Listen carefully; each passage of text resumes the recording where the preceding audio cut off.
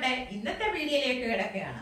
ഇന്നത്തെ വീഡിയോ ധനുമാസത്തിലെ ശുക്ലപക്ഷ ഏകാദശി, വൈകുണ്ഠ ഏകാദശി എന്നും സ്വർഗവാതിൽ ഏകാദശി എന്നും മോക്ഷദ ഏകാദശി എന്നാണ് അറിയപ്പെടുന്നത്.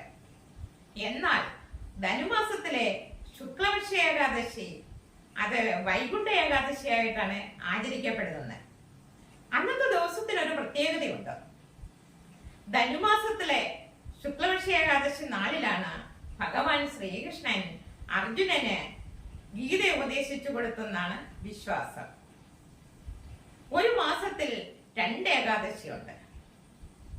എന്നാൽ ഒരു മാസത്തിൽ ഒരു ഏകാദശിയാണ് ഭൂരിപക്ഷം ആൾക്കാരും എടുക്കാറുള്ളത്.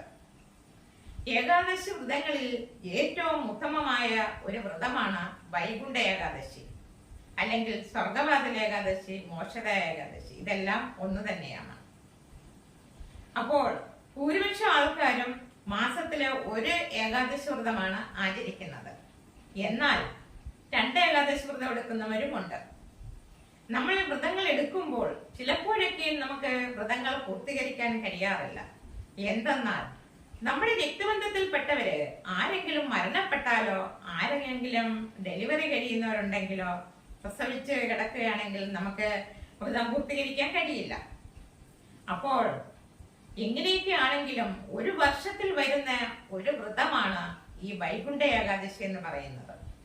അത് ഭൂരിപക്ഷം ആൾക്കാരും തടസ്സമില്ലെങ്കിൽ എല്ലാവരും ആ വ്രതം എടുക്കാറുണ്ട്. കാരണം ഒരു വർഷത്തിൽ ഒരു വ്രതമാണ് ഈ വൈകുണ്ഠ ഏകാദശി എന്ന് പറയുന്നത്. അത് ഭൂരിപക്ഷം ആൾക്കാരും ആ ഒരു വ്രതം എടുക്കാറുണ്ട്.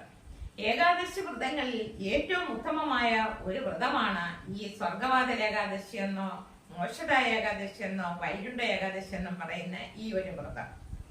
അപ്പോൾ കലണ്ടറിൽ ചിലപ്പോൾ മോക്ഷദ ഏകാദശി എന്നും വൈകുണ്ഠ എന്നും സ്വർഗവാതിൽ ഏകാദശി എന്നും ആയിരിക്കും കാണാറുള്ളത്. ഇതെങ്ങനെ വന്നാലും വൈകുണ്ഠ ഏകാദശിയാണ്.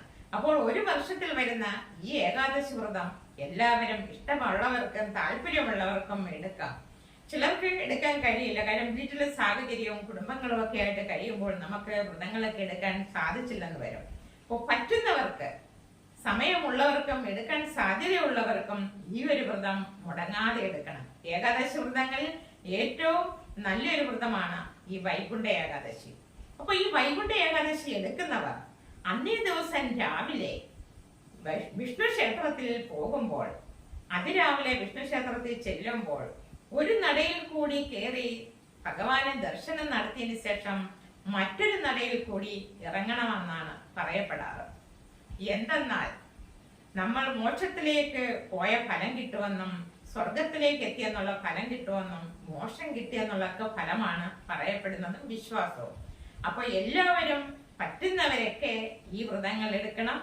എല്ലാവർക്കും ഇഷ്ടപ്പെട്ടിട്ടുണ്ടാവുമെന്ന് വിശ്വസിക്കുന്നു. നന്ദി, നമസ്കാരം. ഇനി ഒരു പുതിയൊരു വീഡിയോയുമായിട്ട് ഞാൻ നിങ്ങളുടെ മുന്നിൽ എത്തുന്നതായിരിക്കും.